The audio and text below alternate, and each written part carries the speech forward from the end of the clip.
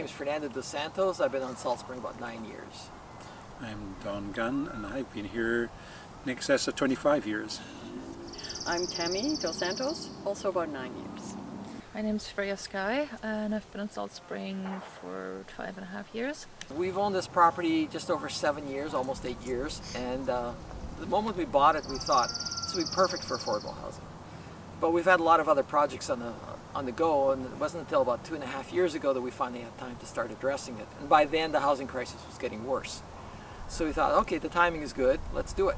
And it's been a process. I mean, there's been a lot of people who've been supportive and helpful, but the bureaucratic morass that is surprisingly difficult to navigate. Salt Spring Island wants to be a community that is very diverse and very inclusive of people of all sorts of different backgrounds and choices of living. And I know there's a lot of wealthy people that have their big houses, and that's fine, but there also needs to be places for people that are less wealthy, for people that want to live in community, people that want to steward the land, tradespeople, all of that. The system isn't set up for rapid movement of anything, and what's happening now in the last couple of years is that the crises is definitely overtaken the due process, and that's where we're hitting walls. So there's such political goodwill, mostly community goodwill, as long as it's not in your backyard, everyone's for it, and that's what we're up against now.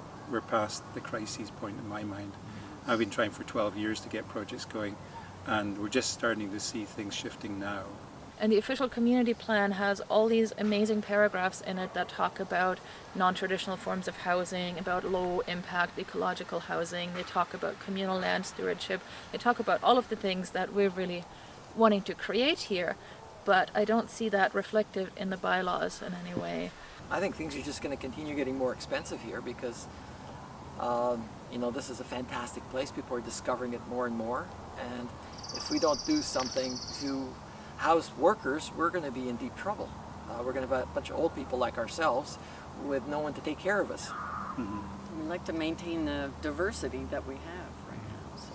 The official community plan very clearly states that it is very important to have that diversity, and there's even a paragraph in there that addresses that there is a loss that is felt in the community if that diversity is diminished by external forces such as the housing crisis, where people that don't have a certain budget aren't able to live on the land. The biggest shift for me is the change in the demographic of the population, where it's an aging one. There's nothing wrong with that, except that without young families, without younger people, perhaps in lower paid jobs, as Fernando's saying, we're going to be in serious trouble. We already are, but it's becoming bigger, and I think we're just, we're heading for a very problematic society here if we don't address it. We should look at density in terms of square footage, the footprint on the land, and as well as square footage that is used for residential purposes, and come up with regulations that reflect the square footage. This project, and there's 4 or 5 other projects on the go, if all of them were to come to fruition, which I believe they can, it's in excess of 200 homes for workforce and affordable homes of different types for different segments. That would make a big difference. It wouldn't solve the entire problem, but it would certainly help. And the different projects are addressing different parts of the issue. It's not one sticky plaster to solve everything. It doesn't work like that. So we're all trying to dialogue and pull together resources. It's also a resource of learning and helping each other, and that's a very important part of this too. Yeah, for the first time, all the projects are working together. In the past, they've kind of worked in isolation. So we have a lot more power working together, and we're doing a better job of helping each other. Things are speeding up because of that. Things are, obstacles are being.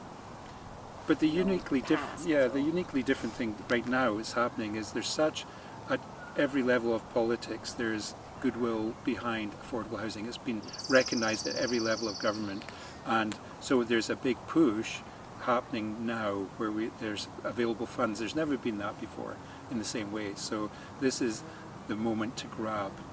I think it was clearly stated that Salt Spring wanted to be a community that is inclusive and diverse, and I very much support that, and we need to look at it again and see how we can create changes that will continue to allow that. So lower impact housing, and also really feeling strongly about ecological practices such as composting toilet, rainwater harvesting, water saving, alternative grey water systems, and whatever we can do so we don't impact the water supply. So water supply is a big issue on the island, and that's where a lot of housing developments get hung up.